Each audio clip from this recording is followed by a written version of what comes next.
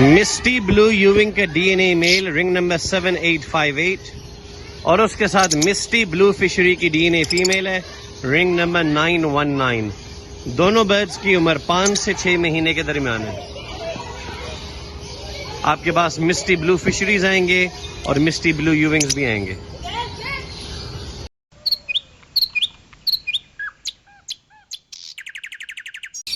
جی ناظرین السلام علیکم. امید کرتا ہوں آپ سب خیریت سے ہوں گے اور آپ کے برڈز بھی خیریت سے ہوں گے. آج صبح برڈ روم کھولا ہے تو سیڈ نیوز، وہ برڈ ایکسپائر ہو گیا. وہ ایکسپائر کیوں ہوا؟ کیونکہ میں نے اس کی فیمیل پارٹنر بہت جلدی اس کے ساتھ چھوڑ دی اور زیادہ ویٹ نہیں کیا.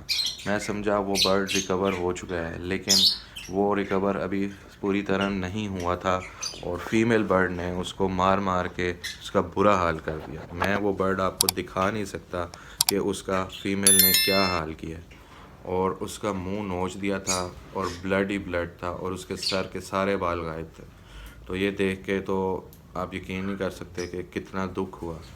مزید یہ کہ میرا آپ سب کو یہی مشورہ ہے کہ جب بھی کوئی برڈ بیمار ہو یا کوئی انفٹ ہو تو اس کو فوری طور پر سیپریٹ کر دیں، اور جب وہ سیپریٹ ہو جائے تو اس کو واپس اپنے پارٹنر کے پاس چھوڑنے میں کبھی بھی جلدی نہ کریں جب تک آپ 101% شور نہ ہو جائیں کہ وہ برڈ پوری طرح ریکور ہو چکا ہے اور اپنی جان میں پوری طرح آ چکا ہے، تاکہ وہ اپنا دفاع کر سکے. میں نے یہی سوچا ہے کہ برڈ روم کے اندر جو میرے پاس میلز ہیں آلریڈی انہی کو شفٹ کر کے تو سائیکل چلاؤں گا، اور نیا جو برڈ ہے وہ کبھی بھی نہیں خریدوں گا فی الحال.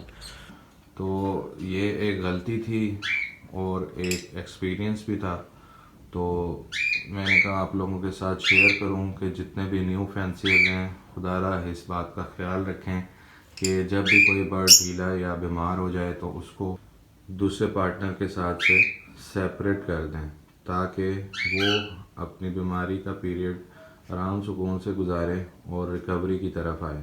یہ جو میل برڈ تھا اس نے پہلے دن تو کافی ریزسٹ کیا تھا، تو میں یہ سمجھا کہ یہ اپنا بچاؤ کر سکتا ہے. لیکن جب میں صبح آیا تو دیکھا کہ اس کا منہ اس نے نوچا ہوا تھا اور سر کے سارے بال اتارے ہوئے تھے اور بلڈ نکل رہا تھا. تو یہ دیکھ کے تو میرا دل دہل گیا، لیکن اور بہت دکھ ہوا.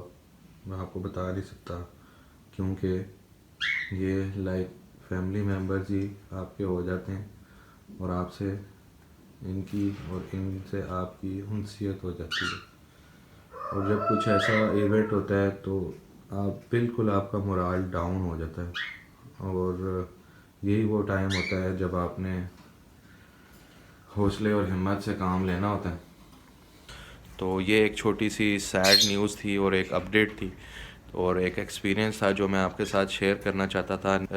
نیو فینسیئرز کو لازمی بات ہے، کچھ کو آئیڈیا ہوگا، کچھ کو نہیں ہوگا، کچھ میری طرح نیلے ہوں گے.